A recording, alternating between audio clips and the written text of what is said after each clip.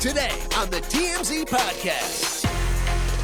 Hello and welcome to the TMZ Podcast. I'm Charlie Cotton, and joining me on the podcast today is my producer, Wyld. Hello. I'm here, y'all. What's going on? It's good you're here, mate. We got some biggies to talk about today. Oh, why is it good I'm here? I love it when you're here. Okay, thank you. My mum actually loves it when you're here. Okay, shout out to Mrs. your mom. Mrs. My mum? I don't know her name. I don't want to say Mrs. Tedeschi. Miss Tedeschi. Shout out to you. Is she in Australia Claire. currently? Claire. You can call her Claire. Miss Claire. Is she in Australia right now? Yeah. Shout out to Miss Claire and shout out to Australia. Shout out to Australia. Yeah, she goes, man, when you and Wyld get together, just the cadence, it's just fantastic. Oh, thank you. So there's a bit of pressure on today's episode. I know. All right, what are we going to talk about? Angelina Jolie is alleging that Brad Pitt abused her long before the infamous private jet they took. So this is crazy news with two of the biggest celebrities in the world. Yeah. Madonna is filing to dismiss a concert-goer's lawsuit who alleged that she needs to pay damages because they had to wait late for her to start and thus were tired for work the next morning. Okay. And it's a pretty funny little lawsuit. It's like old people beef. It is. Oh, yeah, it is old people beef, isn't it? Our almost news is pretty good. Lily Allen wants beef with Beyonce. It's pretty funny. But to begin with, Sean Diddy Combs, his son Christian, is now being dragged into this whole mess. Allegations now directed at Christian, naming him for sexual assault, and Diddy as the defendant. Yeah, so a woman filed a lawsuit for an incident that happened back in December 2022. So Christian Combs, Sean Puffy's son, he's being accused of sexual assault, but Diddy is being sued for liability because he was the person who rented this yacht. So the woman alleges that this all went down on a yacht back in December 2022 where Christian Combs was on the yacht. Of course, the young woman was working as like a bartender, like a server type of thing. So, they have people on these yachts that typically provide like service, food, drinks, whatever. She alleges that at one point she was called into the studio, music studio, where, interestingly enough, Rodney Jones was there. Who's also alleged stuff against Diddy as well. He's got his own suit. Yes, so Rodney Jones was there and Christian Combs was also there, Christian's Diddy's son. She claims that Christian was like pressuring her to take a shot. She took a shot. She was trying to get out of the room, according to her lawsuit. And then she claims that at one point he like pressured her to take another shot. She managed to escape the room, but she did say that at that point she felt a little dizzy. But she claims that before she left the room that he was groping her. He was grabbing her ass, her breast, just touching her inappropriately. She claims that she was sexually assaulted in that instance, but she was able to leave at least that space. However, she then goes on to say that later in the evening, Christian Combs had retreated to like the cinema to sleep in, so like the movie theater on a yacht. This yacht has a movie cinema? And just to let you know. And a recording studio? To let you know how rich these people are. Right. Okay. They have a theater in the damn yacht. And this Rodney Jones, who's in the studio, basically records everything, has audio running, has cameras running, because apparently Diddy likes his whole life being recorded. Cameras going the whole time, allegedly. What you would think is like, why would you want cameras and recordings if you know you're sketchy, crimes. Alleged things are happening? Right. But because Rodney had these alleged recordings, the woman now has these alleged recordings, which she included and the transcripts in her lawsuit. But back to the cinema situation. So she alleged that later on in the evening, Christian was sleeping in the theater because there was no other space in the yacht for him to sleep in. She was then requested to go to that theater. She went to the theater and she claims that he then assaulted her again in the theater. And she was only able to escape in that situation because her partner, because they're assigned, I guess, partners if you're working on staff, her partner realized that she hadn't returned back to their room and her partner went to look for her. And then that's when her partner discovered the alleged victim and Christian Combs in the theater together and the victim was able to escape. Wow. Crazy situation. Crazy situation. So the lawyer for this lady, her name, by the way, this lady is Grace O'Mccaig. I might be pronouncing that wrong, but her name's Grace. Her lawyer is basically, did say, like father, like son. That was in the... Yeah, verbatim. It says something like, the apple don't fall too far from the tree. And right. I'm like, damn. Like, but I mean, if Diddy is guilty of some of these things, then you would have thought his impressionable young sons might, partake as well with their dad. Well, you can't really say, but it does seem like a situation where, like, if you're in an environment where those types of things are at least normalized, that Yeah. it may appear normalized to the kids involved. But And- again, we don't know if Diddy's guilty or if Christian Combs is. And this Rodney Jones, who recorded the audio, seems to Rodney be central to I a was- lot of this. Rodney Jones is. We thought Cassie was central to this Diddy Yes. fall. I think Rodney Jones, he got the recordings. He's got the recordings. He has all the literal evidence, that alleged evidence in regards to these crimes. Crazy, man. This is just going to get crazier too. Yeah. Okay, on to our next story. Hmm?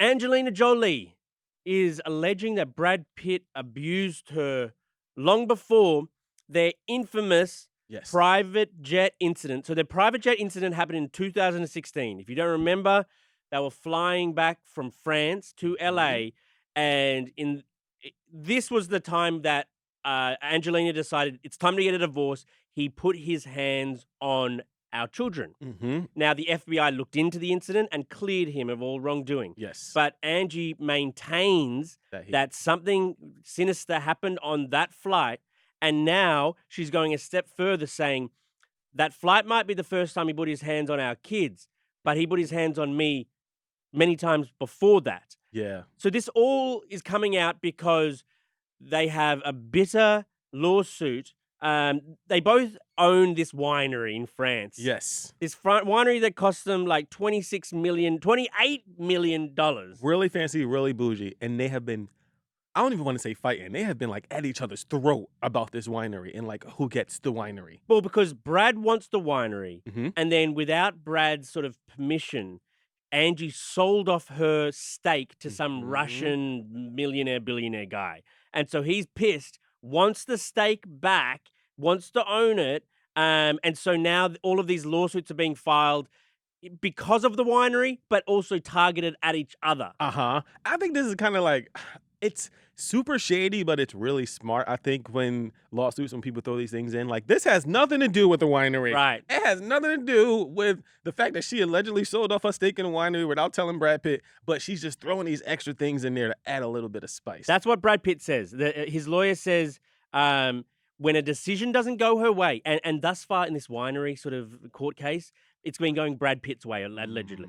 So they say when a decision doesn't go her way, she puts out false and misleading information like this to change the narrative and confuse the public. Well, I'm confused. I am a little confused because I forgot what they was fighting about. It's like, Yeah. are they fighting about wine or are they fighting about abuse? abuse, Or I mean- whatever their marriage problems were. Right. Well, this is obviously just such a messy situation, which is impossible to untangle. Mhm.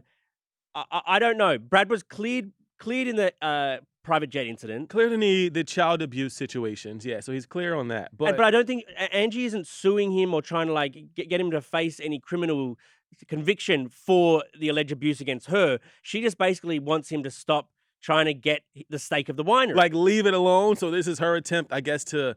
It's almost a little bit threatening in a sense. It's like I'm keep dropping these tidbits about Yes. your character, and it's kind of like almost like a character assassination in a little bit. right. It's like they're trying to just muddy his name up until he.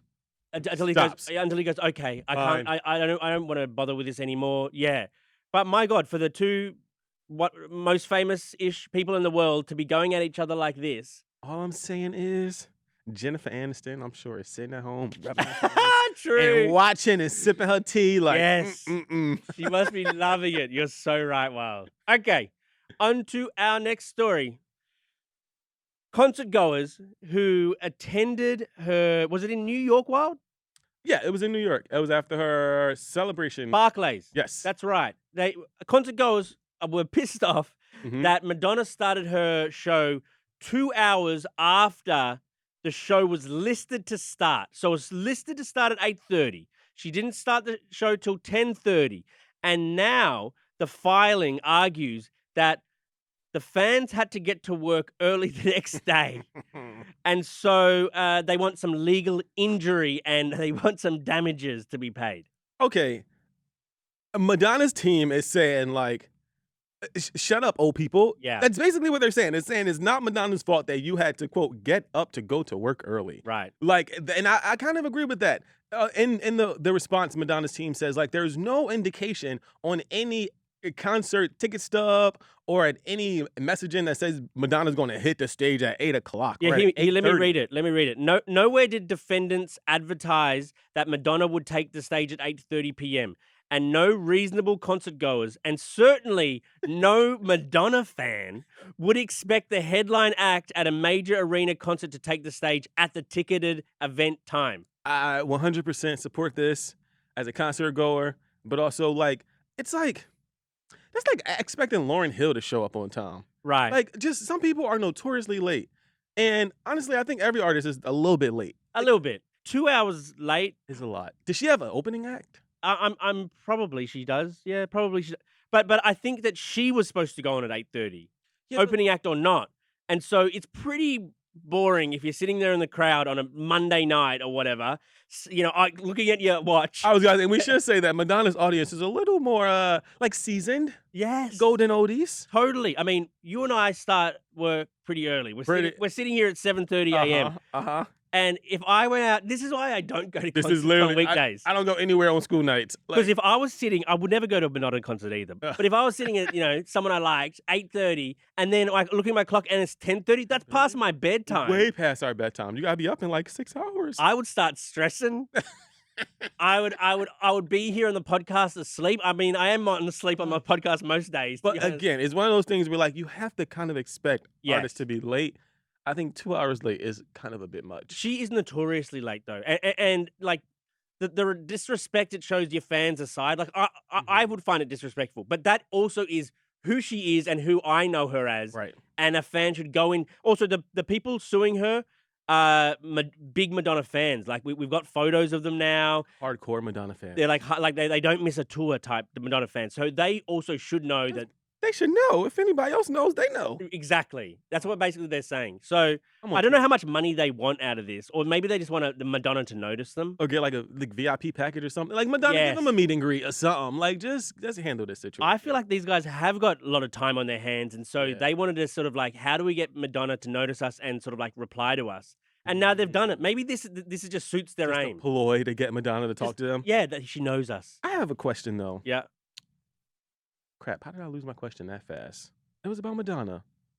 All right, forget my question. Is she too old to be going on that late? No, my question is, what is Madonna doing between 8:30 and 10:30 p.m. that she can't go? Like, what could she possibly be doing back there? Is she just sitting in the green room bored herself? Just like playing chess or something, Yeah. or like knitting a sweater because she's Right. an older woman. What are you doing back there, Madge? Get it together. This is like old on old. It beat. is. I kind of love it. Okay. Almost news time. This is actually bigger than almost news, probably. Yeah, it's a good story. But Lily Allen is saying, look, I'm not a fan of Beyonce's cover of Jolene. And in fact, the whole Cowboy Carter album is calculated, and she's trying to basically get a Taylor Swift-sized share of the music industry. Let's listen to some of her now. She's on her own podcast. It's called the Miss Me podcast. Good. It's very weird that you cover the most successful songs in that genre. But I also feel like Jolene's such an excellent song. Like, I've listened to the story of how Dolly Parton wrote it in about 20 minutes, like over and over, because I just think it's so genius. And I don't know, it just felt a little bit like a kind of standard hip hop beat under a Jolene cover. So, I mean, a lot of the songs on Beyonce's new album are covers. A few of them, yeah. Yeah, like Blackbird. Mm-hmm. Didn't she have another cover on there? Oh, something by the Dixie Chicks she covered as well. She might have. I think there's a few, like 3 or 4 covers on the album. So basically, Lily's point is she just picks some of the biggest songs, around in the genre or whatever, and then does the cover, puts them on the album, and it's just, she goes on to say in this podcast, this is just a calculated move, trying to get more market share. She brings up the fact that Jay-Z stood up at the Grammys earlier. I know. And Jay-Z said, you need to put more respect on Beyonce's name. She's never won Album of the Year. It's about time. And Beyonce went to that event with her bleach blonde hair, like leaning into her Cowboy Carter era. And now she comes out with this album, does all the biggest hits in country and like. Okay, she didn't do all the biggest hits in country. There are over 20 songs on the album. So Okay. there are a few covers. Even if you delete the covers, you still got a full-length album. You're into the album? I do like the album. And my other thing is, who the hell is Lily Allen? Like, I obviously know Lily Allen because we work here and I know I listen to music. But, like, Lily Allen got some damn nerve. Yeah. Lily Allen barely like her own goddamn kids, let alone Beyonce's album. Do you remember last week when she said that her kids ruined her career? Like, Lily Allen, you don't even like yourself in your own career, let alone Beyonce's album. Like, Is she just trying to do a ploy here to get more people to listen to her I think podcast? that is exactly what she's doing. Yeah. Like, and every celebrity that has these podcasts, we always hear they say the most random, ridiculous things. Yeah. Like, you pick arguably one of the biggest stars in the world to come after to get some headlines. Guess who else is coming out with a country album soon? Who? Lily Allen.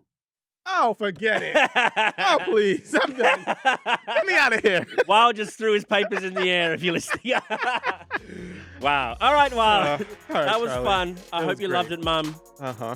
Hey, Charlie Cotton's mom, Mrs. Claire. All right. We'll see you guys here next week. Wow, it's weekend. Great. I know. See y'all on Monday. See you guys Monday. Goodbye.